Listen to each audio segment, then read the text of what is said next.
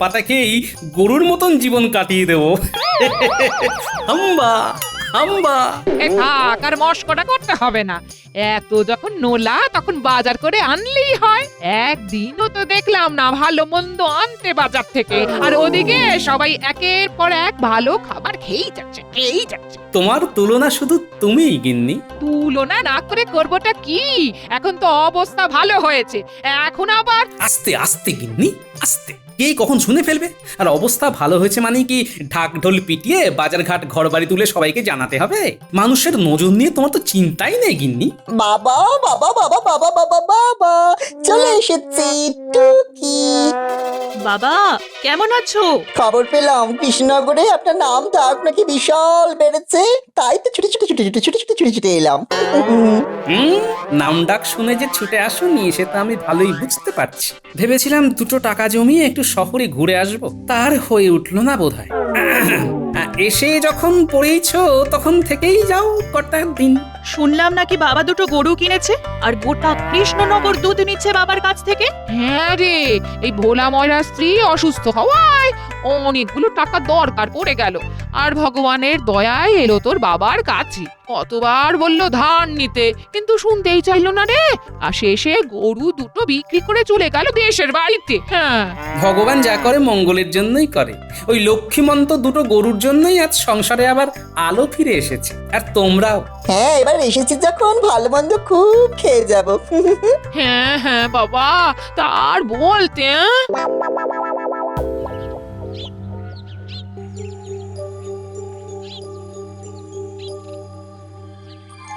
আর বলবেন না মন্ত্রী মশাই, সকালে দেখলাম নধরকান্তি চেহারার এক খাসি নিয়ে গেল বাড়িতে। মেয়ে জামাইকেও ডেকে নিয়েছে যখন, তখন অবস্থা খুব ভালোই বলতে হবে। ভালো যে সে কি আর বলে দিতে হবে রে, সে তো আমি নিজের চোখেই দেখতে পাচ্ছি। বাড়িতে বাড়িতে গোপাল দুধ পৌঁছে দিচ্ছে। না না না না না না না, কিছু একটা ভাবতেই হবে আমাদের, তা নইলে মহারাজের সামনে তো আর মুখ দেখাতে পারবো না। কি করবেন মন্ত্রী মশাই?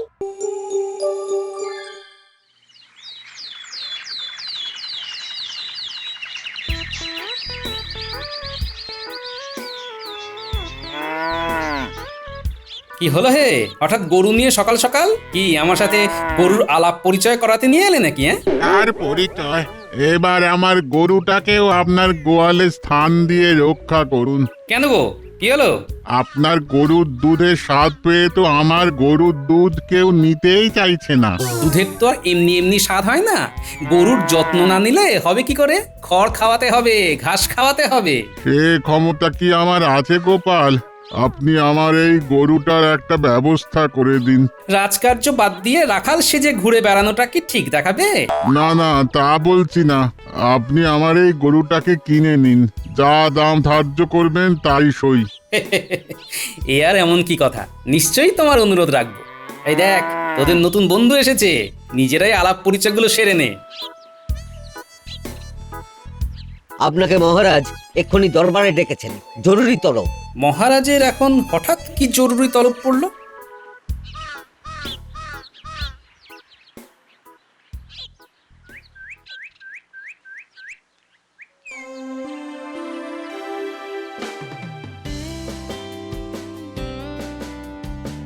মহারাজ, কিসের এত আয়োজন? সে কি, তুমি জানো না 7 দিন বাদে যে মহারানীর জন্মদিন বিশাল করে পালন হবে? সেদিন বাইরে থেকে সব রাজা মহারাজারা আসছেন। কৃষ্ণনগর সাজিয়ে ফেলতে হবে নতুন করে। তাই নাকি? এ তো খুবই আনন্দের কথা মহারাজ। দাঁড়া, তোমার এত আনন্দ বার করছি গোপাল।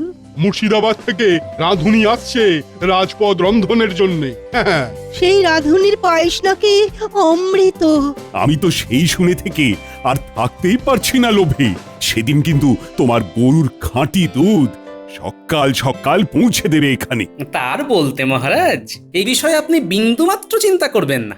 চিন্তা তো এবার তুমি করবে গোপাল। দেখি দেখি কেমন সামলাও তোমার গরুকে।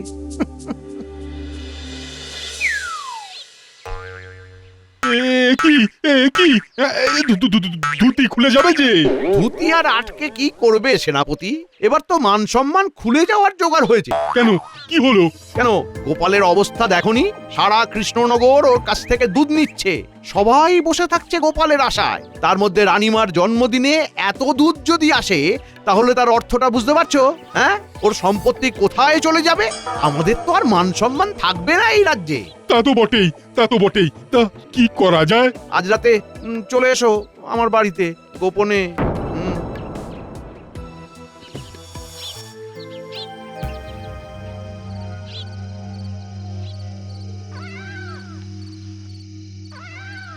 না না না না না না, এইভাবে চলতে পারে না, এইভাবে চলতে পারে না। রাজ দরবারের সমস্ত দুধ যদি গোপালের গরুর থেকে আসে, তাহলে ওর আর্থিক উন্নতির কথা ভাবতে পারছো একবার? সেই কথা ভেবে ভেবেই তো আমার ঘুম হচ্ছে না মন্ত্রী মশাই। এইভাবে চলতে থাকলে তো গোপালের ওই দুমহলা বাড়ি বানানো শুধু সময়ের অপেক্ষা। আমার মাথায় একটা বুদ্ধি এসেছে। বটা আর ঘটা যদি সাবধানে কাজটা উতরে দিতে পারে, তাহলে এই সোনায় ভরিয়ে দেব তোদের। কি কাজ মন্ত্রী মশাই? কি কাজ? আপনার জন্য জীবন দিতেও প্রস্তুত। কথায় না বড় হয়ে এবার একটু কাজে বড় হয়ে দেখাও দেখি। কি করতে হবে আমাদের মন্ত্রী মশাই? এ আর এমন কি কাজ, আজ রাতেই আমরা করে ফেলছি।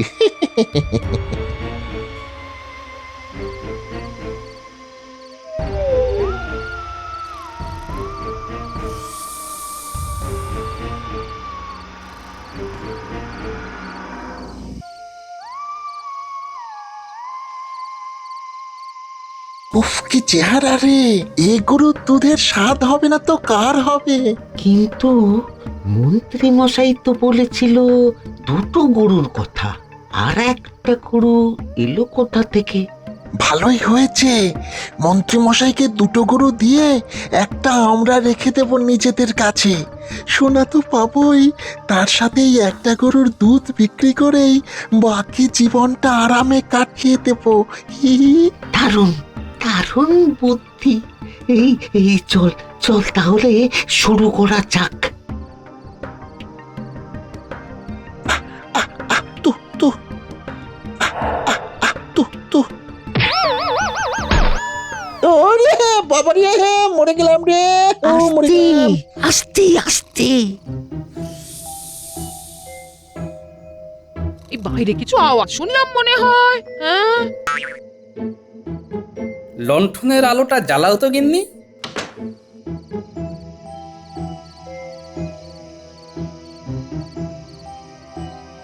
না, এই গরু তো সব ঠিক আছে, তাহলে কি ভুল শুনলাম? ভুল কিছুই শুনিনি গিন্নি। ওই দেখো, দরজা খোলা, নিশ্চয়ই চোর এসেছিল। ঠিক আছে, সকালেই দেখা যাবে সব।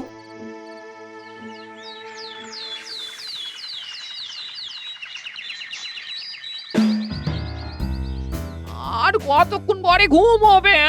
দাঁড়িয়ে দাঁড়িয়ে ঘুমোতে তো কাউকে খুব একটা দেখিনি, তাই পড়ে পড়েই ঘুমাই।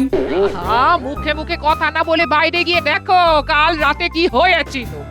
বাড়ি থেকে কিছু খোয়া গেছে কি?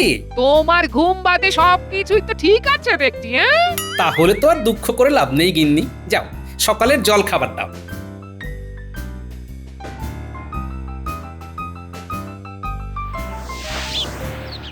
কিছুই তো দেখতে পাচ্ছি না, কে যে এলো কাল রাতে।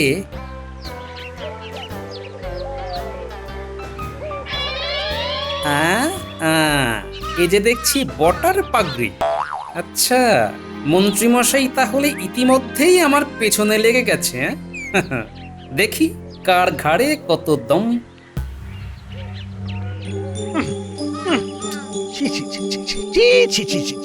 লজ্জায় তোদের মরে যাওয়া উচিত। একটা চুরিও ঠিক মতো করতে পারিস না। আরে গরুর দুধ দেয় জানতাম, কিন্তু লাথিও যে দেয় সেটা তো প্রথমবার জানলাম। তোদের দ্বারা কিচ্ছু হবে না। তাহলে এবার কি করবেন মন্ত্রী মশাই? এবার ভেবে চিনতে আমাদের চাল চালতে হবে। গোপাল নিশ্চয়ই বুঝে গেছে আমাদের অভিসন্ধির ব্যাপারে। ভুল চাল চাললেই সর্বনাশ। এবার যা করার আমাকেই করতে হবে, আর সাথে থাকবি তোরা। না, আর কোনো ভুল নয়, আর কোনো ভুল নয়। এবার দিতে হবে মোক্ষম চাল। কি করবেন? আমি যা বলছি সবাই মন দিয়ে শোন। যেমন ভাবে বলছি তেমন ভাবে কাজ করলে ওই 3টে গরু আমাদের হাতে পাওয়া শুধু সময়ের অপেক্ষা। তাহলে কি তুমি এই চুরির দায় বটার উপরে দিতে চাও? হ্যাঁ মহারাজ, এরকম পাগড়ি আমাদের কৃষ্ণনগরে আর কেউ তো পড়ে না। কিন্তু শুধু পাগড়ির জন্য একটা মানুষকে দোষ দেওয়া কি ঠিক হচ্ছে মহারাজ? আগে দেখে নিলে হতো না যে গোপালের বাড়িতে কিছু চুরি গেছে কিনা? হ্যাঁ তা তো বটেই, তা তো বটেই। কি হে গোপাল, কিছু চুরি গেছে নাকি তোমার বাড়িতে? না, এখনো তো যায়নি, কিন্তু বাড়িতে একবার যখন চোর এসেছে তখন যেতে কতক্ষণ? এ আবার কি কথা? কিছু চুরি যায়নি আর তুমি বটাকে চোর বলে দোষী সাব্যস্ত করতে চাইছো? এইবার পড়েছে গোপাল গেঁড়া কলি। মহারাজ, সেই জন্যই তো বাংলায় প্রবাদ আছে, তাই না?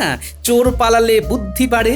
আমি বুদ্ধিটা একটু আগে ভাগে খাটাতে চাইছি আর কি। মহারাজ, শুধু গোপালের কথা শুনলেই তো চলবে না, বটা ঘটার কথাটাও একবার শোনা হোক। হ্যাঁ হ্যাঁ, ডাকো ওদের। ও, নতুন পাগড়ি পরে আসা হয়েছে। বটা ঘটা, তোমাদের বিরুদ্ধে গোপাল অভিযোগ এনেছে। গতকাল রাত্রে তোমরা নাকি গোপালের বাড়িতে চুরি করতে গিয়েছিলে, এমনকি বটার পাগড়িও পাওয়া গেছে গোপালের উঠোনে। এ কথার সত্যতা প্রমাণ হলে তোমাদের কিন্তু জেল হবে। সে না হয় হবে মহারাজ, কিন্তু তার আগে আমাদের অভিযোগটা শুনে নিন। তোমাদের আবার কার বিরুদ্ধে অভিযোগ? গোপালের বিরুদ্ধে। আমার বিরুদ্ধে কি অভিযোগ? তোদের চুরি করতে দিইনি? বটা ঘটা, বলো তোমাদের কি অভিযোগ আছে গোপালের বিরুদ্ধে? মহারাজ, গোপাল 2টো গরুকে কেনার জন্য আমাদের কাছ থেকে 5 মোহর ধার করেছিল। গরুর দুধ বিক্রি করে ওর আর্থিক উন্নতি যথেষ্ট হয়েছে, শুধু আমাদের ধার শোধ করবার মতো সময় ওর হয়নি।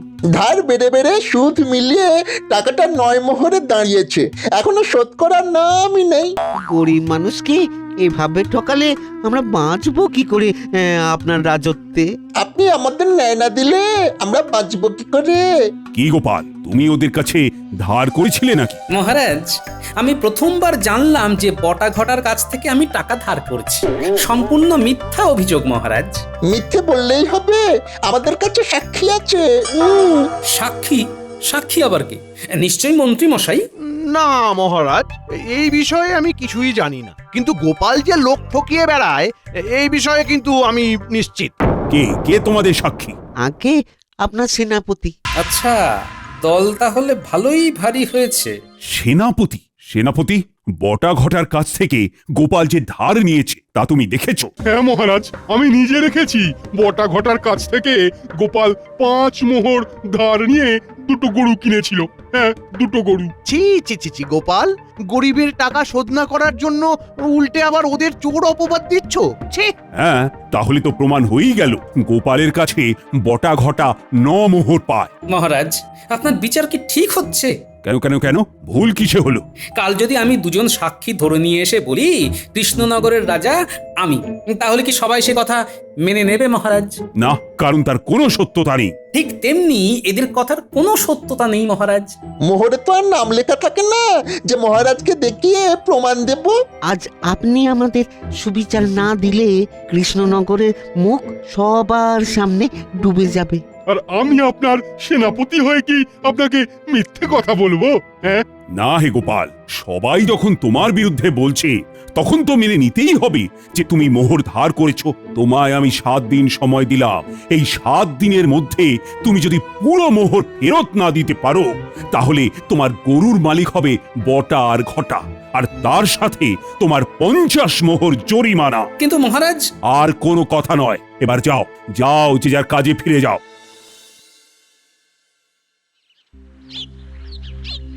এবার কি করবে?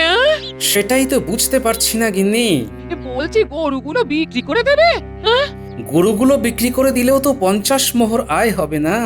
তাহলে তাহলে আর কি, বিষেই করতে হবে বিষক্ষয়। ওই বটা ঘটা গরু পেলে তো দুধের দাম চড়িয়ে যাবে 1000 গুণ। তা আমরা সাক্ষী দিতে পারি না? তোমাদের কথা মানবে কেন মহারাজ? আর সবাই জানে তোমরা আমার কাছের লোক। তাহলে কি সাক্ষী দেওয়ার মতন কেউ নেই গোপাল? মন্ত্রী সেনাপতি ওদের দলে, মহারাজ ওদের বাদ দিয়ে কি কারো কথা শুনবেন? কিছু একটা উপায় তো থাকবে। উপায় একটাই, বড় কোনো সাক্ষী জোগাড় করতে হবে। কে কে সাক্ষী কে? এই দুর্দিনে তুমি হাসছো, হ্যাঁ? হ্যাঁ? হাসছি কি আর এমনি এমনি গিন্নি, এমন এক উপায় পেয়েছি সবাইকে একেবারে ফাঁদে ফেলে ছাড়বো।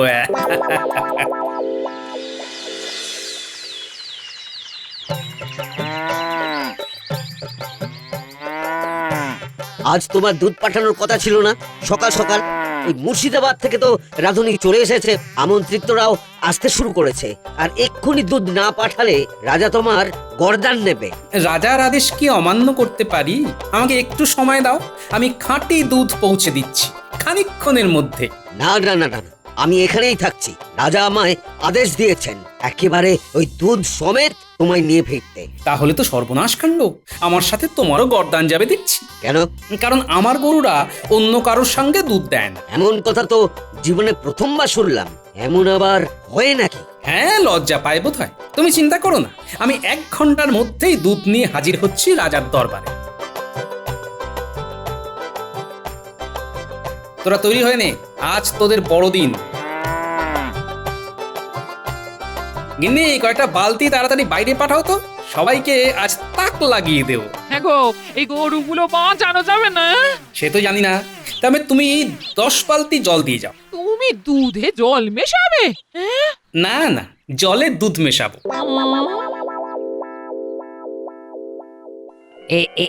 এই দুধ তো খাঁটি নয়। এই দুধে কোনোভাবেই আমার পায়েস বানানো সম্ভব নয়। এক্ষুনি রাজাকে জানাও। আমি আগেই বলেছিলাম গোপাল 1 নম্বরের অসৎ ঠগ মানুষ। আমি আজ চাকরি থেকে বরখাস্ত করব গোপালকে। আজ কৃষ্ণনগর থেকে বার করে দেব গোপালকে। আমায় ঠকানো দেখাচ্ছি মজা গোপালকে। যেখানেই থাকুক এক্ষুনি ধরে আনা চাই, এক্ষুনি।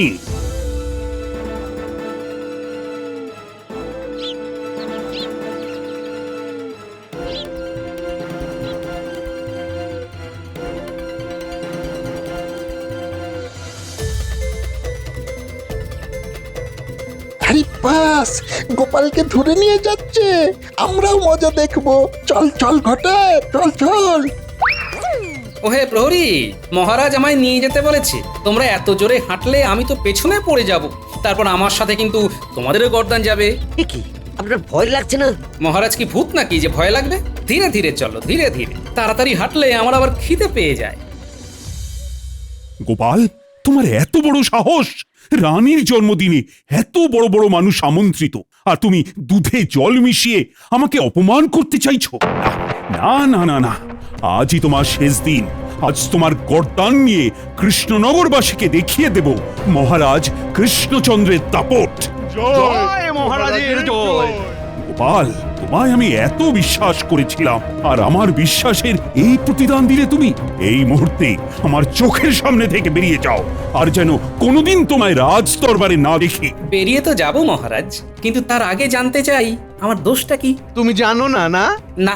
রানীর জন্মদিনের দিনে দুধে জল মিশিয়ে তুমি বলছো কিছু জানো না? বাবা, কই আমি তো কিছু করিনি। তাহলে তোমার গরুর দুধে জল মেশালো কে? নিশ্চয়ই গরুই হবে। ওরা যে দুধ দিয়েছে আমি তো সেই দুধই মহারাজকে পাঠিয়েছি। কি আবল তাবল বকছো? গরু কি আর জল মিশিয়ে দুধ দিতে পারে? দিয়েছে নিশ্চয়ই, আর আমার সাক্ষীও আছে। কে? আরো 2টো গরু। মানে? এই বাইরে থেকে আনো তো আমার 3 জন সাক্ষীকে। মহারাজ, আপনি ওদের মুখ থেকে এই দুধ তোরা দিয়েছিস কিনা? ওই দেখুন, বলছে হ্যাঁ। এই মহারাজের সঙ্গে মশকরা হচ্ছে। গরু কি কথা বলতে পারে? মোহরেও যেমন যে ধার দিয়েছে তার নাম লেখা থাকে না, দুধেও তেমন লেখা থাকে না কে দুধ দিয়েছে। কাজেই সেদিন বটা ঘটার কথা বিশ্বাস করলে আজ আমাকেও বিশ্বাস করতে হবে। আর মহারাজ, আপনার কথা মতো বটা ঘটার 9 টাকা আমি শোধ করতে পারিনি, তাই গরুর বর্তমান মালিক ওরাই। কাজেই দুধে জল যদি মিশেই থাকে তাহলে মন্ত্রী মশাইয়ের কথা মতো আসল দোষিত গরুর মালিক। এবার বলুন মহারাজ, কি আপনার সিদ্ধান্ত? বটা ঘটার গর্দান নেবেন নাকি কৃষ্ণনগর থেকে বার করে দেবেন? দেখবেন মহারাজ, সবাই কিন্তু আপনার ন্যায়ের আশায় বসে আছে। গোপালের কথা তো ভুল নয়। ডাকা হোক বটা আর ঘটাকে। মহারাজ আমার একটা কথা আছে। গরুর মালিক আমরা নই, গরুর মালিক আসলে এই গোপালই। আর গরু কেনার জন্য গোপাল আমাদের কাছে কোনো টাকাই ধার নেয়নি। মন্ত্রী মশাইয়ের কথা মতো আমরা এটা করেছিলাম। গরুর আসল মালিক গোপাল।